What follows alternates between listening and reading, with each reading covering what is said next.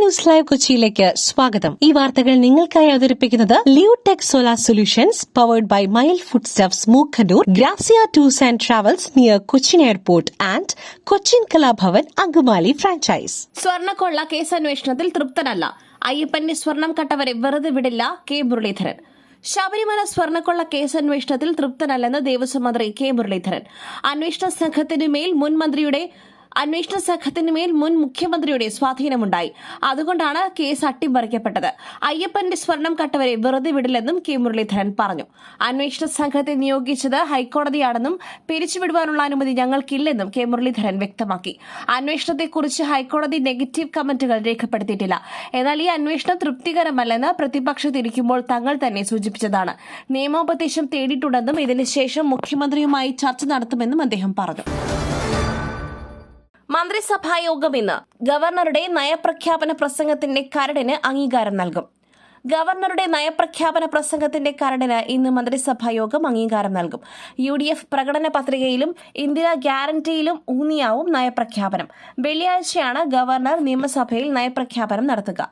മുഖ്യമന്ത്രി ഡൽഹിയിൽ പോകുന്നതിനാലും പൊതു അവധി വരുന്നതിനാലുമാണ് ഇന്ന് മന്ത്രിസഭ ചേരുന്നത്. അതേസമയം KSRTC സൌജന്യ യാത്രയിലെ മാനേജ്മെന്റ് റിപ്പോർട്ടും ഇന്ന് മന്ത്രിസഭായോഗത്തിൽ ചർച്ചയായേക്കും. സംസ്ഥാനത്ത് അതിശക്തമായ മഴ തുടരും. 9 ജില്ലകളിൽ യെല്ലോ അലർട്ട്. സംസ്ഥാനത്ത് അതിശക്തമായ മഴ തുടരും. ഇന്ന് 9 ജില്ലകൾക്ക് യെല്ലോ മുന്നറിയിപ്പ് പ്രഖ്യാപിച്ചു. പത്തനംതിട്ട, ആലപ്പുഴ, കോട്ടയം, എറണാകുളം, ഇടുക്കി, തൃശൂർ, മലപ്പുറം, കോഴിക്കോട്, വയനാട് ജില്ലകളിലാണ് മുന്നറിയിപ്പ്. നാളെ 4 ജില്ലകളിലും മഴ മുന്നറിയിപ്പുണ്ട്. ഈ മാസം 28 വരെ മഴ തുടരുവാൻ സാധ്യതയുണ്ടെന്നും കേന്ദ്ര കാലാവസ്ഥാ വകുപ്പ് അറിയിച്ചു. കേരള, കർണാടക, ലക്ഷദ്വീപ് തീരങ്ങളിൽ മത്സ്യബന്ധനത്തിന് വിലക്കുണ്ട്.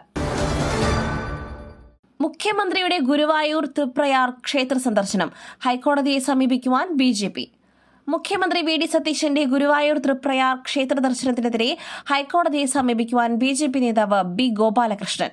മുഖ്യമന്ത്രി VD സതീശൻ ക്ഷേത്രത്തിലെത്തിയപ്പോൾ പ്രവർത്തകർ കോൺഗ്രസ് കൊടികളുമായി മുദ്രാവാക്യം വിളിച്ചുവെന്നും ഇത് ആചാര ലംഘനമെന്നും ചൂണ്ടിക്കാട്ടിയാണ് ഹർജി നൽകുക.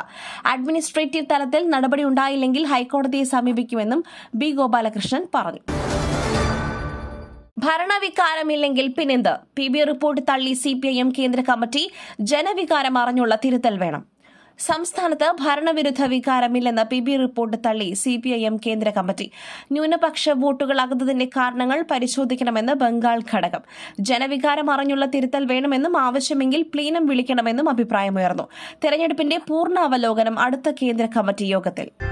പുട്ടു രുചികരമാവണമെങ്കിൽ മയിലിന്റെ പുട്ടുപൊടി തന്നെ വേണം. അതിന് ചെമ്പാപ്പുട്ടാണെങ്കിലും അങ്ങനെ തന്നെ. Mile rice and food products, ശ്രേഷ്ഠം സമ്പുഷ്ടം. അട്ടപ്പാടി മധു കൊലപാതക കേസ് പ്രതികളുടെയും സർക്കാരിന്റെ അപ്പീലുകളിൽ വിധി ഇന്ന്.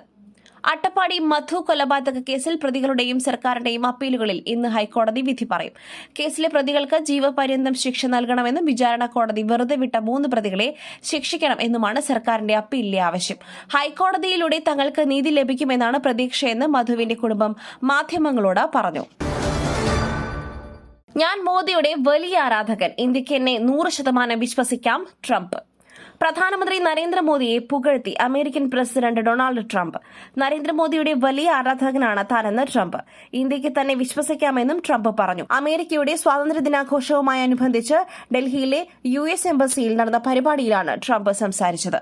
മറ്റൊരു വാർത്തയുമായി കണ്ടുമുട്ടുന്നതുവരെ നന്ദി, നമസ്കാരം.